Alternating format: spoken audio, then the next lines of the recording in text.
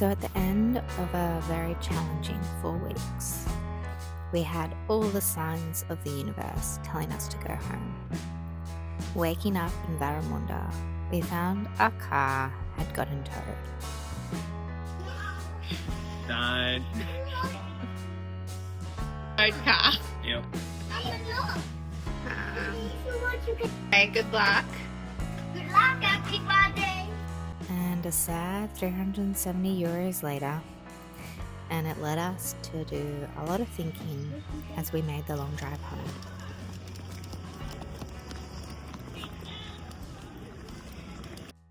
These kind of trips are not easy. So why do we do them? Well, that's something we asked ourselves. And we had time for discussions because it was a lot of driving.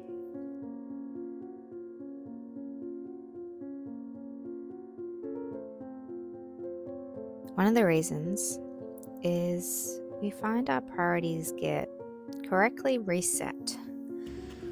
We cherish the small moments we can get to ourselves. When we're back home, we really cherish those small moments we get to ourselves in that set up family home with routines.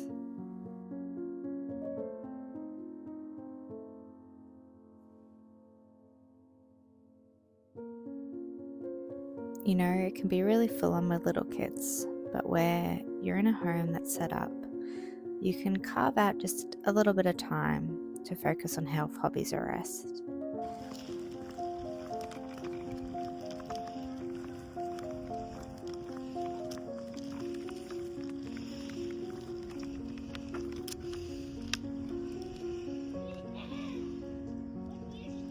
And returning, we really cherish those small moments we can get to ourselves. Discomfort makes beautiful things. It encourages resilience and patience in children, attributes we love.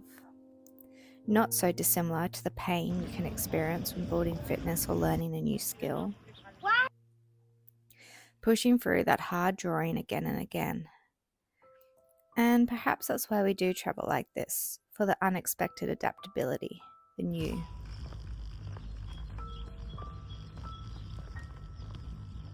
We didn't go into it thinking it would be hard, but that it would be good to see if we could travel like this. And the lessons learnt from being pushed help us thrive back home. But even a slower way of travel, which we have done before with little kids, it's not the same holidays you might have had in your 20s. Working with multiple needs, distance to travel, where you stay will never be quite set up for the ease that home brings. But even then, it also reaps so many rewards. They learn so much. People say it's not worth traveling with kids who won't remember it. But I think it's shaping who they become as a person through those formative years. Waiting in lines, learning history, culture, trying different foods, experiencing different languages. It really opens up perspective in the world for them. So sometimes I think we put ourselves into these situations that are so uncomfortable because we know the growth that comes out of it. Our brains lie to us, telling us what a fun trip it will be, even though we know Joe has to work and that I'll have all 3 and we've got really tight deadlines. Because we know that the pain, if there is it, will end up in a new perspectives, gratitude, and a new love of the life we live. And of course, amongst the chaos, there were some fantastic days. One of them being in the Bremen Science Museum, with the most stunning play area, designed by World Award-winning architects. The thought behind children's play is so apparent in these places, from loose parts, movement, sensory, hidey little nooks and intrigue everywhere. Hello. Come on.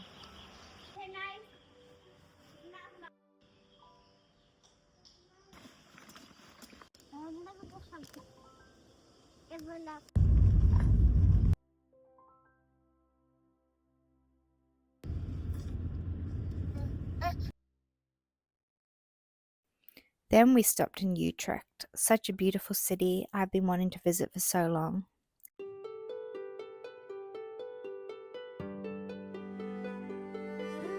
We went to the Miffy Museum, which is based on the works of Dick Brunner. Seeing the level of detail that has gone into its experience was a great case study of design. From the illustrations for pram spots to change tables, the art brought to life as interactive worlds.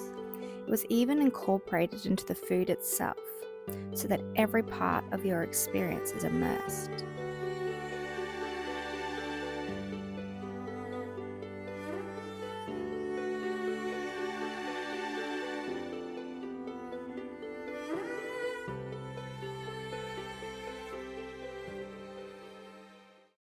But things went downhill from Bruges. Though a beautiful old city, the home of chocolate and beer, you might think that the Choco Story Museum was a must, but it was a complete disappointment. It felt dated, like a high school assignment who just copied everything off Wikipedia. After being to all these kids and science museums that were so thoughtful with the experience of the user, this frankly just felt like a money trap. And I'd forgotten these kinds of museums in Europe, the ones aimed at tourists, not the people who live there, exist. Very disappointed with €60 down the drain and our afternoon in Bruges spent poorly. But Joe reminded me of the value in it. It's a story now of the time we went to a truly bad chocolate museum, and in a way, gathering these stories and experiences, cementing them in our memory, is as valuable as the good ones.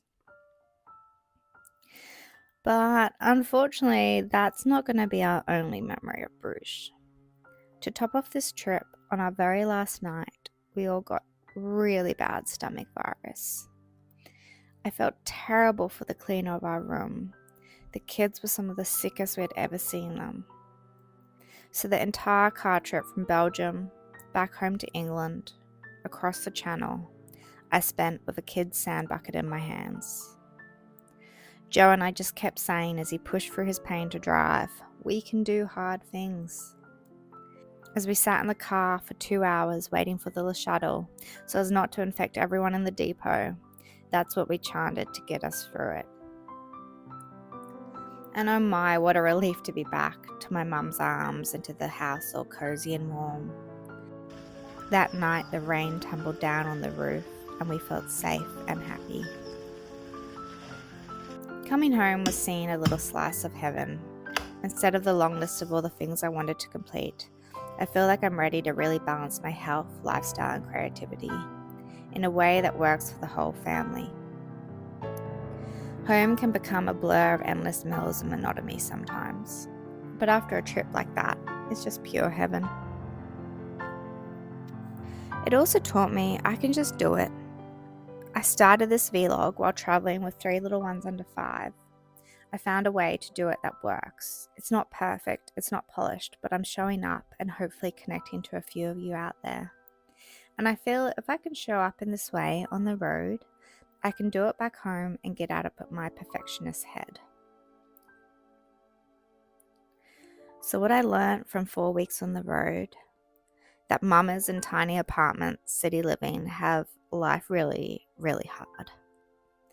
That sometimes you have to push yourself and do hard things to invest in stuff you love, like friendship, learning language, and family time. That just because it's hard doesn't mean you should avoid it. Every time we do a trip like this, we learn more about how we want to live our lives and what we want to prioritize. And that a comfort zone is a beautiful place, but nothing ever grows there.